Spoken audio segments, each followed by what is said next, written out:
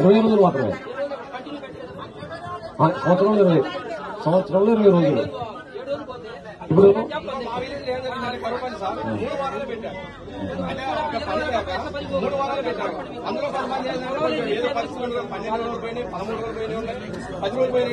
Card number వేసి మీ Aadhaar card number వేసి దాన్ని రాసిచ్చినట్టయితే దరఖాస్తును మేము విచారణ చేపట్టి మేము మీకు కూడా లబ్ధి చేకూరేట్టు చేస్తాం.